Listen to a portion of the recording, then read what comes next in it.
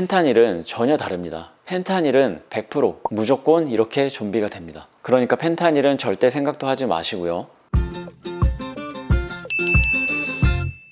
안녕하세요, 치과왕입니다. 요즘 펜타닐이 엄청나게 이슈죠. 사실 일반인들은 펜타닐을 접할 일이 거의 없는데요, 저도 와이프 출산했을 때 처음으로 이 펜타닐을 접했어요. 아기를 출산하고 나서의 통증이 워낙에 심하다 보니까 그때 마약성 진통제 펜타닐을 투약하는 걸 봤거든요.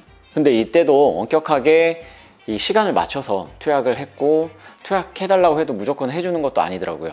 그만큼 엄격하게 관리되고 있는 약물인데, 치과에서는 보통 구강암 수술을 하고 나면은 이 펜타닐을 사용하는 것으로 알고 있어요. 그러니까 왜냐하면 구강암 수술을 하면 턱이 다 없어지고 이래요.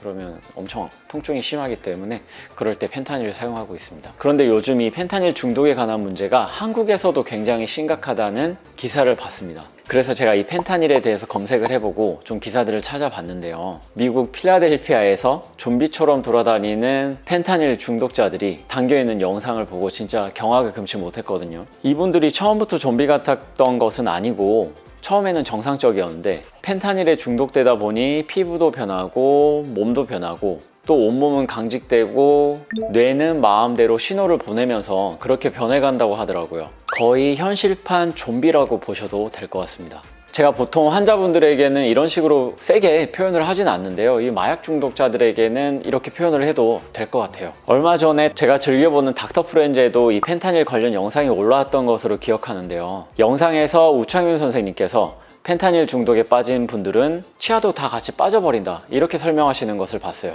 미국의 중독자들 보면 이빨 다 없을 거예요. 이 영상을 보고 펜타닐에 중독되는데 왜 치아가 빠지지? 이렇게 생각하시는 분들이 계실 것 같고요. 일단 펜타닐에 중독되면 충치가 굉장히 많이 생깁니다. 왜냐하면 이 펜타닐이라는 약물을 유통시킬 때 사탕처럼 포장해서 유통을 시키더라고요.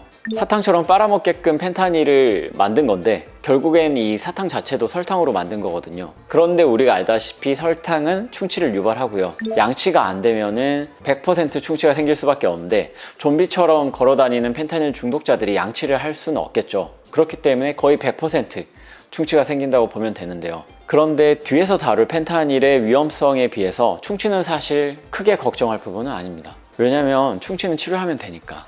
닥터 프렌즈 영상을 보면 펜타닐에 중독되면 일단 장이 막히면서 위액이 역류한다고 나와 있는데요, 이 위액에 들어있는 성분 대부분이 강산이기 때문에 치아에 닿으면 치아를 다 부식시켜 버립니다. 이걸 치아 부식증이라고 하고요, 일반적으로 역류성 식도염이 있는 분들은 이런 식의 치아 부식증을 관찰할 수가 있고, 산 자체가 pH 2 이하의 굉장히 강한 강산이기 때문에 치아의 범랑질을 모두 녹여버릴 수 있을 정도고요, 심한 경우에는 치아의 형태가 하나도 없어지고 뿌리만 남는 경우도 생길 수가 있어요. 이렇게 뿌리만 남은 경우에는 치아를 살릴 수가 없고요, 당연히. 근데 다행히 치아가 얼마 안 녹았어도 신경치료를 해야 되는데, 치아가 심하게 녹아내리지 않았으면 보통 크라운이라는 재료를 이용해서 치아를 모자처럼 덮어줘서 치료를 하는 게 가능합니다. 하지만 치아가 심하게 녹았으면 신경치료까지 갈 수가 있고, 신경치료를 만약에 받지 못했다 그러면 치아의 신경이 죽으면서 치아에 생기는 통증을 느끼지 못하게 되는 지경까지 됩니다. 그런데 이 과정에서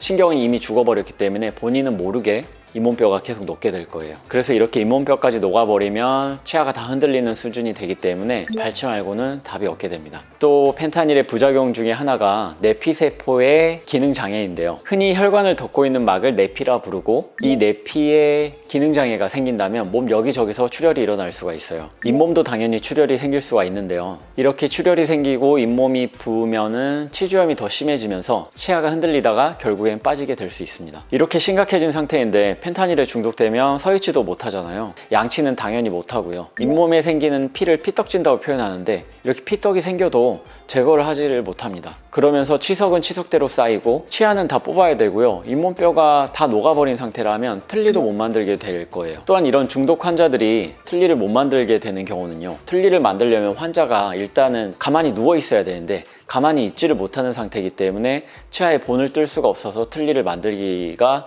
불가능하고요. 이렇게 틀니를 만들 수도 없으니까 당연히 식사도 할 수가 없죠. 치과에 오시는 분들 중에서도 틀니도 없고 치아도 없는 분들이 계시는데 이런 분들은 대부분 미음만 드시고 살고 계시거든요. 그런데 펜타닐 중독자들이 식사를 챙겨 먹을 수 있겠냐고요. 절대 못 챙겨 먹죠. 그래서 펜타닐 중독자들 보면 대부분 뼈만 앙상하게 남아 있는데요, 요즘 뭐 중고등학생들도 펜타닐에 많이 중독된다고 하던데요. 펜타닐에 손대기 전에 정말 내가 원하는 삶이 이런 삶인가? 다시 한번 생각해 보시면 좋을 것 같아요. 기분만 좋다고 행복한 건 절대 아니잖아요. 담배 피우는 분들 중에 담배 표지에 구강암 사진 많이 붙어 있잖아요. 그런데도 불구하고 그냥 피우는 분들 많아요. 내가 설마 이렇게 되겠어? 왜냐면 구강암 환자가 주변에 많지는 않으니까. 그런데 펜타닐은 전혀 다릅니다. 펜타닐은 100% 무조건 이렇게 좀비가 됩니다. 그러니까 펜타닐은 절대 생각도 하지 마시고요. 힘든 일이 있거나 우울한 기분이 드시는 분들은 차라리 이 영상에 댓글을 달아주세요. 제가 도와드릴 수 있는 부분은 꼭 도와드리겠습니다. 긴 영상 시청해 주셔서 감사합니다.